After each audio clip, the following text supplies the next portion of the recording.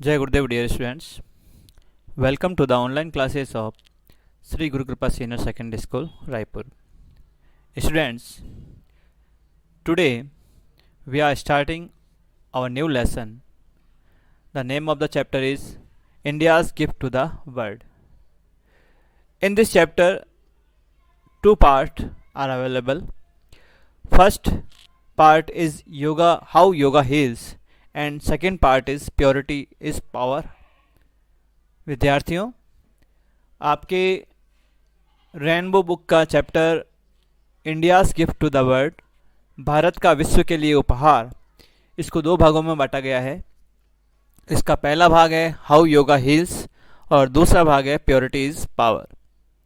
आज के वीडियो से हम हाउ योगा हील्स इस भाग की हम शुरुआत करेंगे और उसका पहला पार्ट जो है आज आपकी वीडियो में हम देखेंगे।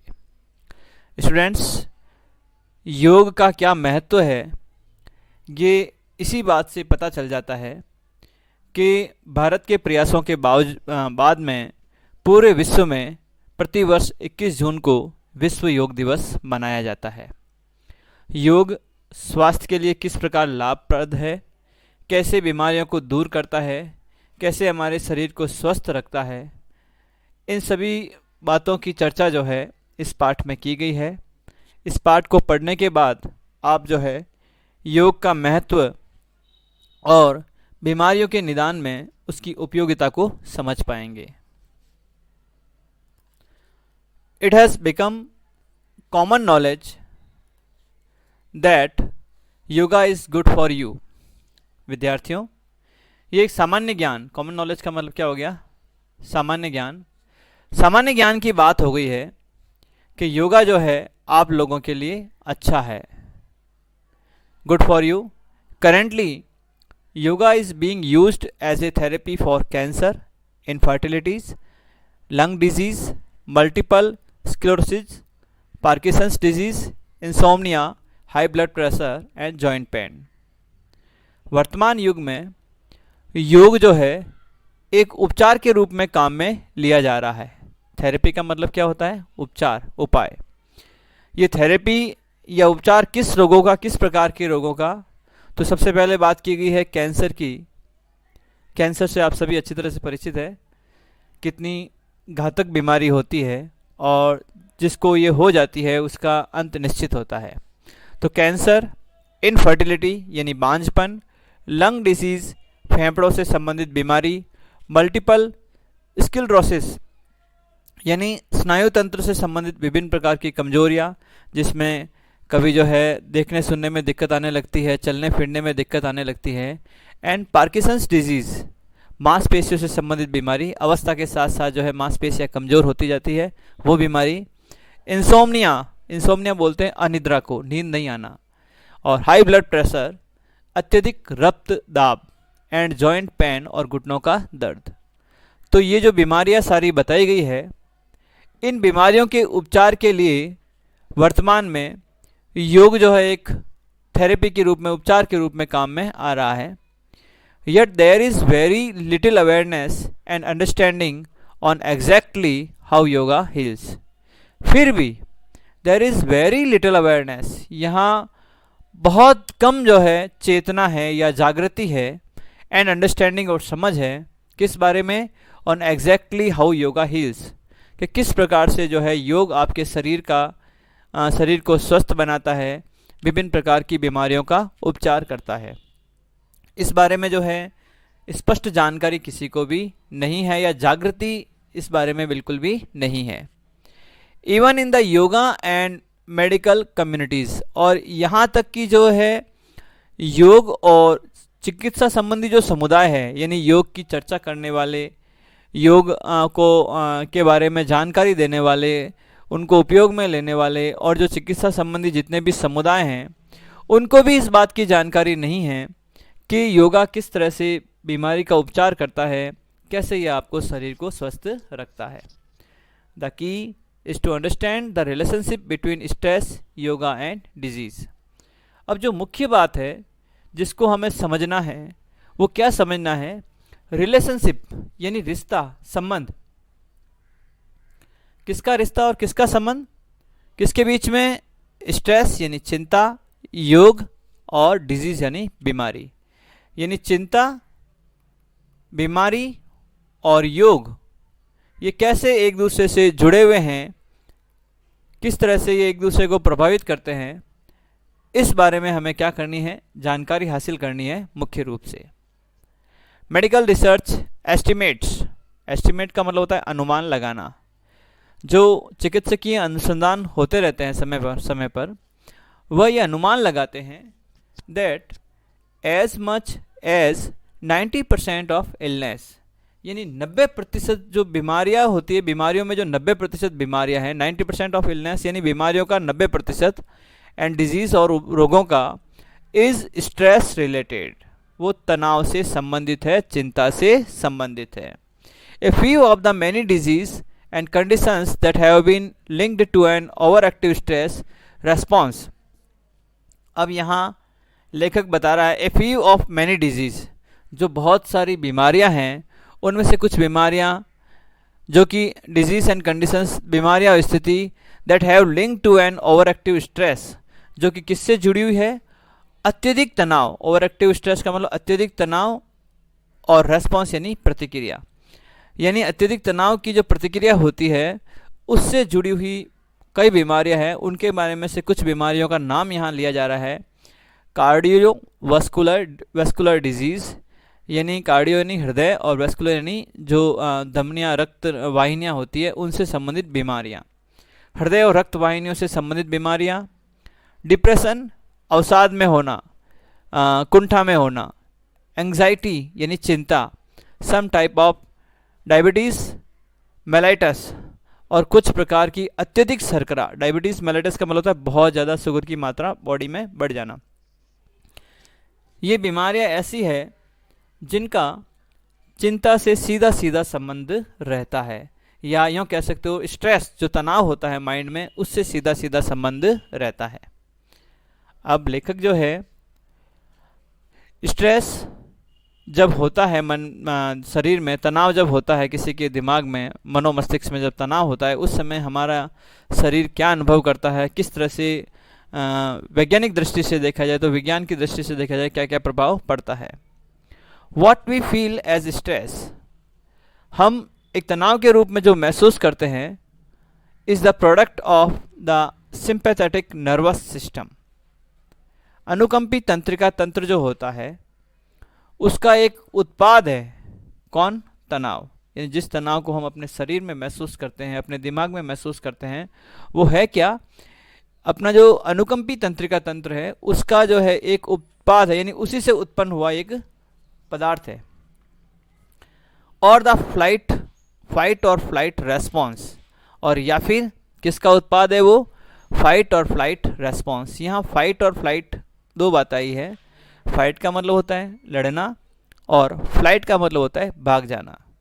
विद्यार्थियों, इसको यदि जीवन से जोड़ा जाए तो आप देखते हो कि कई प्रकार की समस्याएं हमारे जीवन में आती हैं। उन समस्याओं का कुछ लोग तो करते हैं सामना, यानी उनका डटकर मुकाबला करते हैं, उनसे लड़ते हैं, और कुछ लोग उन समस्याओं से जूझकर भाग जाते हैं। वैसे के वैसे शरीर में भी प्रतिक्रिया रहती है। कुछ ऐसे लोग होते हैं जिनका शरीर या जो बीमारियों से लड़ते हैं और उन पर जीत हासिल करते हैं, और कुछ ऐसे लोग होते हैं जो उन बीमारियों से दूर भागने का प्रयास करते हैं और अंततः अपने प्राणों को खो देते हैं। तो ये जो लड़ो और भागो, या तो लड़ लो और या भाग जाओ, ये जो प्रतिक्रिया है, रेस्पॉन्स है, इसका एक उत्पाद कहा जा सकता है स्ट्रेस। अब स्ट्रेस जब होता है उस समय शरीर में कौन कौन से परिवर्तन आपको नजर आते हैं वो यहाँ चर्चा की जा रही है। यानी स्ट्रेस होता क्या है? An almost instantaneous surge in heart rate. Instantaneous surge यानी अत्यधिक वृद्धि, तुरंत वृद्धि इन हार्ट रेट, हृदय की गति में। हमारा हृदय जो है एक निश्चित गति से धड़कता है। जैसे सामान्य जो होता है 72 जो धड़कन होती है प्रति मिनट होती है स्वस्थ व्यक्ति की। तो यहाँ ये बताया जा रहा है जिस समय आपके मस्तिष्क में, मन में तनाव होगा, उस समय आपकी हार्ट रेट, हृदय की गति बढ़ जाएगी। तो हृदय की गति में वृद्धि हो जाती है। कार्डियक आउटपुट, कार्डियक आउटपुट का मतलब होता है हृदय से संबंधित जो कार्य होता है उसको बोलते हैं कार्डियक आउटपुट। हृदय क्या करता है, रक्त को शुद्धिकरण में एक महत्वपूर्ण भूमिका का निर्वाह करता है। शुद्ध रक्त उसके अंदर आता है और अशुद्ध रक्त उससे निकलता है, फिर वापस शुद्ध होते उसके अंदर आता है। तो ये जो कार्य है हृदय का, उसमें भी वृद्धि हो जाती है। ब्लड प्रेशर वो भी बढ़ जाता है। स्वेटिंग, पसीना आने लगता है। सेलो ब्रेथिंग, धीरे धीरे यानी सांस धीरे धीरे चलने लगती है। एंड मेटाबॉलिज्म, मेटाबॉलिज्म बोलते हैं उपापचय, पचने आदि के जो कार्य होते हैं उससे संबंधित। Combined with A tensing of muscles, और उसके साथ साथ और क्या चीज़ होती है, जो मांसपेशियाँ होती है। मसल्स का मतलब होता है मांसपेशियाँ और टेंसिंग का मतलब होता है खिंचाव। मांसपेशियों में खिंचाव की स्थिति आती है। ये सारे शारीरिक परिवर्तन आपको कब देखने को मिलते हैं, जब आपका शरीर जो है तनाव से ग्रस्त हो जाता है। और उस समय जो है इसको क्या बताया गया है स्थिति को, भाई ये जो अनुकंपी तंत्रिका तंत्र है उसका एक प्रोडक्ट है या उत्पाद के रूप में ये स्ट्रेस होता है।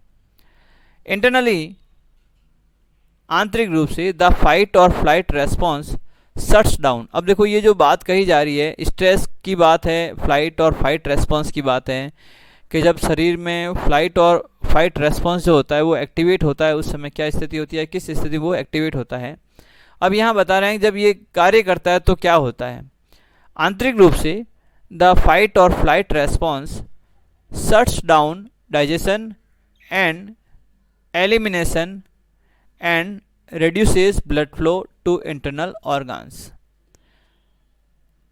फाइट और फ्लाइट रेस्पॉन्स जब आपके शरीर में एक्टिवेट हो जाता है, यानी आपके शरीर में लड़ो या भागो इस प्रकार की प्रतिक्रिया जो है उत्पन्न हो जाती है, उस समय क्या होगा कि ये क्या करता है कि शट डाउन डाइजेशन यानी पाचन शक्ति को रोक देता है, पाचन के कार्य को रोक देता है।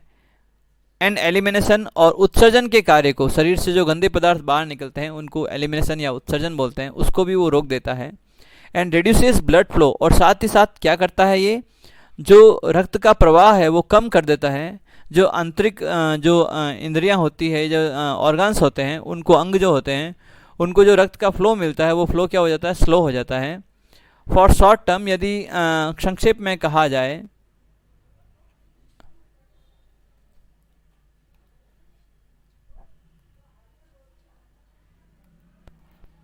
यदि संक्षेप में कहा जाए, this stress reaction is a good thing.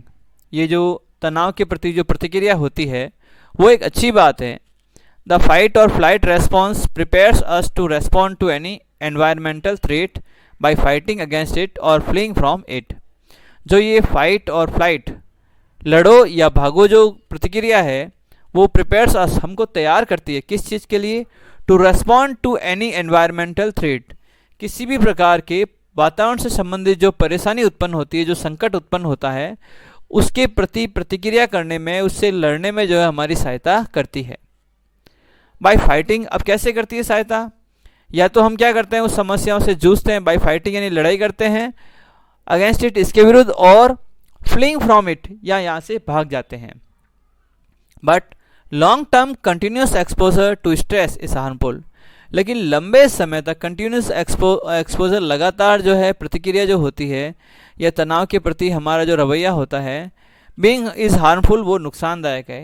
यानी तनाव को लंबे समय तक बनाए रखना भी हानिकारक है, वो शरीर के लिए फायदेमंद नहीं है।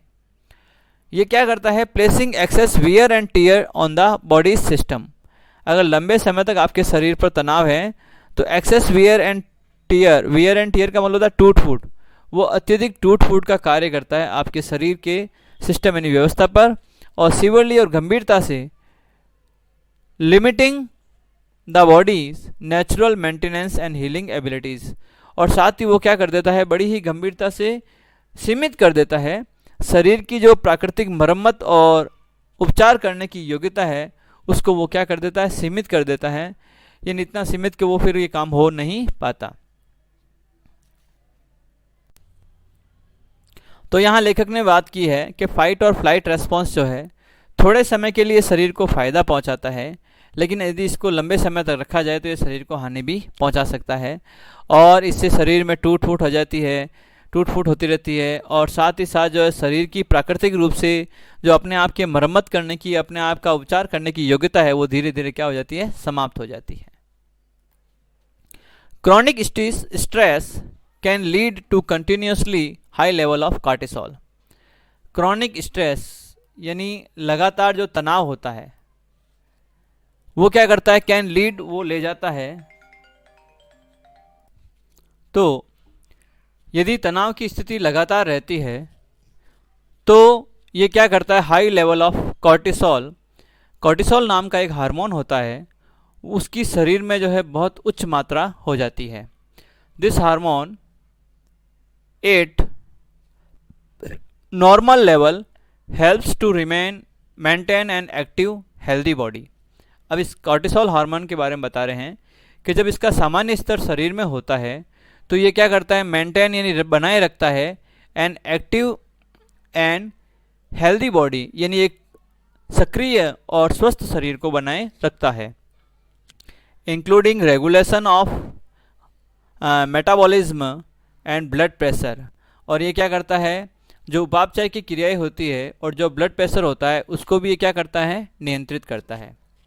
बट लेकिन एक्सेसिव अमाउंट ऑफ कॉर्टिसोल, यानी कोई भी चीज़ जैसे एक नियमित मात्रा में होती है तब तक तो ठीक है, लेकिन एक्सेसिव अमाउंट ऑफ कॉर्टिसोल, यदि शरीर में कॉर्टिसोल हार्मोन की मात्रा बढ़ जाती है, एक्सेसिव का मतलब होता है अत्यधिक होना, अमाउंट मात्रा, can suppress the immune system and cause sleep disturbance. तो इससे क्या प्रभाव पड़ेगा, सबसे पहला तो सप्रेस द इम्यून सिस्टम, हमारे जो इम्यून सिस्टम होता है, प्रतिरक्षी क्षमता होती है या व्यवस्था जो होती है उसको रोक देता है ये, एंड कॉज स्लीप डिस्टर्बेंस, और नींद में जो है बाधाएं उत्पन्न होती है, एंड लॉस ऑफ एपिटाइट, और भूख कम लगती है। High level of cortisol can also increase your heart rate. अब जो कॉर्टिसोल हार्मोन का लेवल यदि आपकी बॉडी में हाई हो जाता है तो इसमें आपके हृदय की जो गति होती है वो भी बढ़ जाती है, ब्लड प्रेशर वो भी बढ़ जाता है, एंड योर कोलेस्ट्रॉल, कोलेस्ट्रॉल बोलते हैं वसा को, जो शरीर में वसा की परत होती है उसको बोलते हैं कोलेस्ट्रॉल, वो कोलेस्ट्रॉल भी जो है बढ़ जाता है, एंड ट्राइग्लाइसराइड लेवल्स, जो एक विशेष प्रकार का जो स्तर होता है इस तंत्रिकाओं में, वो भी जो है बढ़ जाता है। रिस्क फैक्टर फॉर बहुत हार्ट अटैक, इसको बोलते हैं ट्राइग्लाइसराइड का मतलब होता है, आप एक तरह से क्या कह सकते हो उसको, जो मोटापा होता है धमनियों में और जम जाता है, वसा की परत जम जाती है, वो जो है बढ़ जाता है, और इससे क्या होता है, हार्ट अटैक और तनाव या एकदम दौरे आने का जो है क्या कह सकते हो, जोखिम बढ़ जाता है। The byproduct of cortisol act as sedatives which can lead to change in mood specially to feeling of depression. अब जो कॉर्टिसोल हार्मोन होता है उसका एक उप उत्पाद, बाई प्रोडक्ट का मतलब क्या होता है, उप उत्पाद जो उसी से जन्म लेता है, वो कैसे कार्य करता है, सिडेटिव यानी नशे की तरह कार्य करता है। सिडेटिव का मतलब क्या होता है, ऐसी दवाई, ऐसा जो रसायन जो कि नशा उत्पन्न करता है शरीर में, which can lead to change in mood, और इससे क्या प्रभाव पड़ता है, हमारा मूड जो है, हमारा मनोभाव बार बार बदलता रहता है, specially to feeling of depression, और विशेष रूप से क्या असर पड़ता है हमारे मानसिक भावों पर, हम जो है डिप्रेशन यानी हतोत्साहन को महसूस करने लगते हैं। तो इस तरह से यहाँ लेखक बता रहा है कि जो लगातार यदि आप तनाव करते हैं तो शरीर में कॉर्टिसोल हार्मोन की मात्रा बढ़ती है, और कॉर्टिसोल हार्मोन की मात्रा बढ़ने से शरीर में क्या क्या प्रभाव पड़ते हैं वो लेखक बता रहा है। साथ ही यदि इसकी मात्रा नियंत्रित रहे तो उससे क्या प्रभाव पड़ते हैं वो भी बता रहा है। Fortunately the body has a natural counterbalance to the flight और फाइट रेस्पॉन्स। सौभाग्य से जो हमारा शरीर है वो एक प्राकृतिक संतुलन, काउंटर बैलेंस का मतलब होता है नियंत्रित संतुलन रखता है, किसके प्रति, फाइट और फ्लाइट रेस्पॉन्स की ओर। यानी हमारा शरीर जो है ऐसा है कि वो इस लड़ो और भागो जो होता है इस प्रतिक्रिया को जो है अपने आप ही मेंटेन करता है, प्राकृतिक रूप से नियंत्रित करता है, और इसको बोलते हैं called the parasympathetic nervous system. और इस जो नियंत्रण की जो ये अवस्था होती है, जो ये अपने कह सकते हो अंग होता है या जो प्रक्रिया होती है, उसको बोलते हैं परा अनुकंपी तंत्रिका तंत्र, और द रिलैक्सेशन रेस्पॉन्स, या उसका दूसरा नाम है आरामदायक प्रतिक्रिया, आराम प्रतिक्रिया। The parasympathetic nervous system become activated when the threat और स्ट्रेसर हैड पास्ट और एंडेड। परा अनुकंपी तंत्रिका तंत्र जो है वो कब सक्रिय होता है?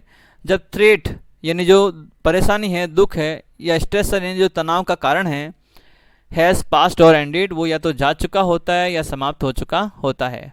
But it can also be consciously activated, लेकिन ये लगातार एक्टिवेट रखा भी जा सकता है, इसको नियमित रूप से भी सक्रिय रखा जा सकता है। बाय डीपनिंग द ब्रेथ, गहरी सांसें लेकर, and by relaxing the skeletal muscle, और साथ में जो है हमारे शरीर के जो तंत्रिका तंत्र होता है उसकी मांसपेशियाँ होती है उसको आराम देकर। तो ये बताया कि किस तरह से हमारा शरीर जो है फाइट और फ्लाइट रेस्पॉन्स के प्रति प्राकृतिक रूप से नियंत्रण रखता है, और ये कब एक्टिवेट होता है उसको क्या नाम दिया जाता है। When activated, the parasympathetic nervous system lowers blood pressure। अब यहाँ लेखक चर्चा कर रहा है पैरासिम्पैथेटिक नर्वस सिस्टम, परा अनुकंपी तंत्रिका तंत्र के बारे में या तंत्रिका व्यवस्था के बारे में। जब परा अनुकंपी तंत्रिका व्यवस्था प्रारंभ हो जाती है, सक्रिय हो जाती है, तो ये सबसे पहला काम क्या करती है? लोअर्स ब्लड प्रेशर, ब्लड का जो प्रेशर है, रक्त का जो दबाव है उसको कम कर देती है। हार्ट रेट, हृदय की गति को कम करती है। एंड रेस्पिरेशन, और जो श्वसन की दर होती है उसको भी वो नियमित या व्यवस्थित कर देती है। The pace of the breath, यानी सांस लेने की जो गति, उसको भी वो क्या कर देती है? कम कर देती है। कब? जब ये पैरासिम्पैथेटिक नर्वस सिस्टम एक्टिवेट होता है। Digestion and elimination are allowed, पाचन और उत्सर्जन दोनों ही जो है प्रारंभ हो जाते हैं। टू बी स्टिमुलेटेड, उत्तेजित होने के लिए। एंड ब्लड इज़ फ्री, और रक्त जो है बिल्कुल मुक्त हो जाता है। To travel to the digestive, reproductive, glandular and immune system, यानी जो हमारे पाचन तंत्र है, जो हमारा जनन तंत्र है, जो हमारी ग्रंथियां हैं, और जो हमारा प्रतिरोधी व्यवस्था है, इसकी और रक्त का संचार प्रारंभ हो जाता है। Systems necessary for the promotion of long term health, और ये जो पैरासिम्पैथेटिक नर्वस सिस्टम है ये वास्तव में आवश्यक है। किस चीज़ के लिए आवश्यक है? लंबे समय स्वस्थ रहने के लिए। द रिलैक्सेशन रेस्पॉन्स, जो आराम प्रतिक्रिया होती है, is also known as the rest and renew stage, यानी इस रिलैक्सेशन रेस्पॉन्स का दूसरा नाम क्या दिया है? रेस्ट एंड रिन्यू स्टेज, यानी आराम करो और फिर से अपने में नवीनता का संचार करो। इस स्तर को जो है रिलैक्सेशन रेस्पॉन्स यानी आराम प्रतिक्रिया का एक अन्य नाम दिया गया है। When the body has the time and resources, जब भी शरीर के पास समय होता है और संसाधन होते हैं, टू हील द बॉडी, शरीर का उपचार करने के लिए, and to respond to illness, और बीमारी के प्रति प्रतिक्रिया करने के लिए, ऑब्वियसली स्पष्ट रूप से बाय इंक्रीजिंग द फ्रीक्वेंसी, आवृत्ति को यानी बार बार होने की आवृत्ति को जो है बढ़ाकर, टाइम एंड डेप्थ, और समय की गहराई, समय और उसकी गहराई को बढ़ाकर, किसकी? रिलैक्सेशन रेस्पॉन्स यानी आराम प्रतिक्रिया की। We not only allow our body to recover from illness and disease, हम केवल अपने शरीर को बीमारियों से या रोगों से जो है मुक्त होने या तैयार होने के लिए ही योग्य नहीं होते, but we also practise preventive medicine by allowing the body to perform all of its essential maintenance task, यानी हम इस चीज़ का भी अभ्यास हो जाता है हमें कि किस तरह से हम जो ऐसी दवाइयाँ जो कि हमें नहीं लेनी चाहिए उनको जो हम रोक सकें उपयोग में लेने से, जिससे कि शरीर क्या करेगा? खुद जो है अपने जो एसेंशियल मेंटेनेंस टास्क है, यानी अपने स्वयं मरम्मत की जो कार्य हैं वो बॉडी जो है स्वयं ही करने लग जाएगी। कब? जब हम इस रिलैक्सेशन रेस्पॉन्स को जो है फ्रीक्वेंसी को बढ़ा दें, बार बार इस कार्य को करें, तो हमारे शरीर पर इसका सकारात्मक प्रभाव पड़ता है। तो जब हम रिलैक्सेशन रेस्पॉन्स का फ्रीक्वेंसी को अपने शरीर में बढ़ाते हैं तो उसका प्रभाव ये पड़ता है कि हमारा शरीर स्वयं ही जो है बीमारियों से लड़ने के लिए तैयार होता है और शरीर खुद ही खुद की मरम्मत करने के लिए तैयार हो जाता है। तो विद्यार्थियों, आज की वीडियो में हम इतना ही पढ़ेंगे। आपने इस वीडियो में ये देखा कि किस तरह से तनाव का सीधा सीधा संबंध बीमारियों से होता है, और उस बीमारियों में शुरुआती अवस्था में किस तरह से योगा जो है उसका उस बीमारियों से निदान पाने में सहायक सिद्ध होता है। आपको इस वीडियो को 2-3 बार देखना है, जिससे कि आप वीडियो में बताए गए अर्थ को आराम से समझ पाएँ, पाठ को समझ पाएँ, और देखने के बाद ही आपको इसके प्रश्न उत्तर करने हैं। थैंक्स एंड जय गुरुदेव।